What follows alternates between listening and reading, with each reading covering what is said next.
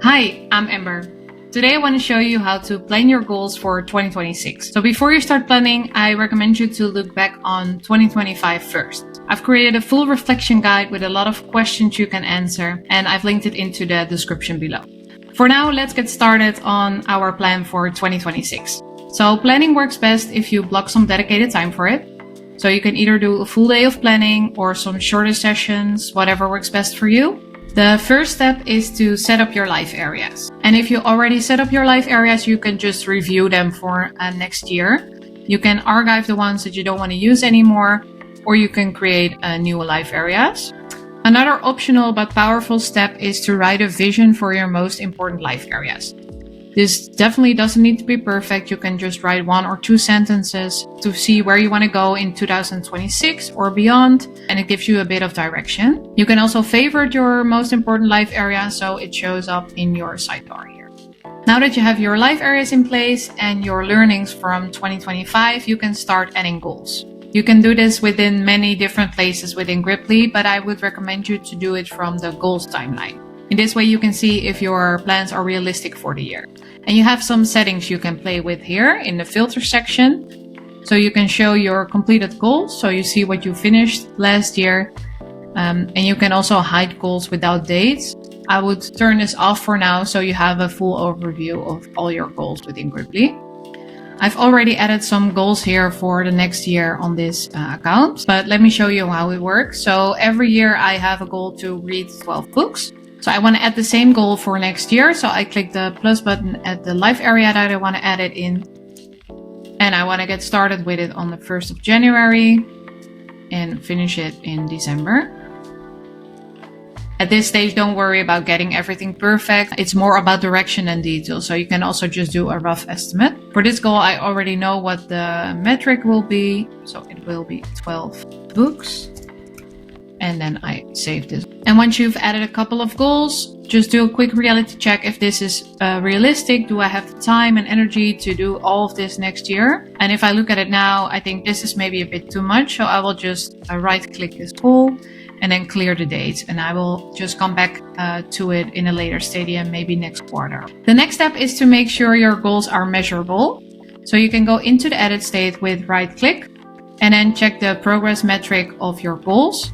And I would do this only for the goals in the first months of the year. So planning stays a little bit more manageable. If a goal doesn't really have a clear metric, you can also use completed tasks.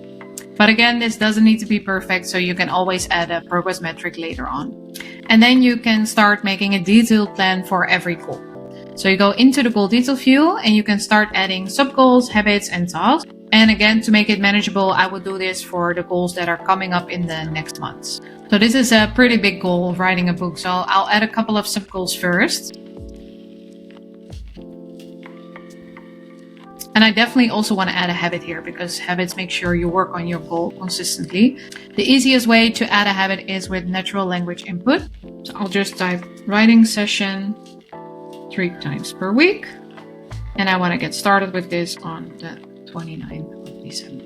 And what you see now is that a progress card is added, so you can easily track your progress of this habit. And besides habits, you can also add tasks to this goal. So I already added some tasks here. And what's really cool with natural language processing is that you can add a duration to a task. It will take me 4 hours and the duration is added. And in this way, you can roughly estimate how much time you need to finish this subgoal. I'm not capturing every tiny step yet, but this is just enough to turn this goal into action. And you can repeat this for all your goals that are coming up.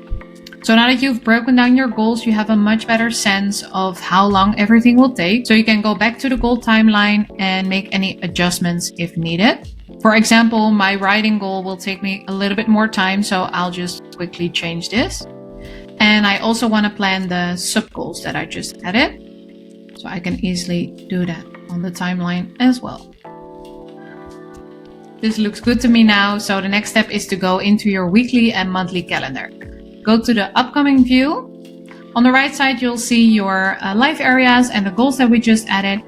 And in a couple of weeks, I have some time to work on my book. So I will just go into that week. And what's really unique in Griply is that you can block time for an entire goal. So for this sub goal, I'll just drag it onto the calendar, and I want to work on it all day.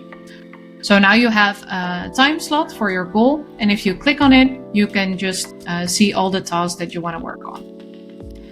And my writing habit is also shown here, so I'll just plan a couple of sessions. You can plan your habits on different times and different days throughout the week. This makes it much easier to fit your habits into your actual schedule. The last step of our goal setting process is really the most important one. This is the golden rule of consistency, and that's to set up a couple of review habits. So I set up a weekly review, a monthly review, and a quarterly review. And most people don't struggle because they set the wrong goals, but they struggle because they plan once and then forget about their goals. And these review habits help you to check in with your progress consistently. If this feels a bit too much for you, you can just start by doing a weekly review and then go into the insights view of Griply and then just check your progress. Is everything still according to plan? And adjust anything if needed. So that's a really quick high-level overview of how I plan my goals. There's a lot more details, so feel free to reach out if you have any questions. And I also love to hear what you are working on in 2026. So please leave a comment below, and thanks for watching, and see you in the next video.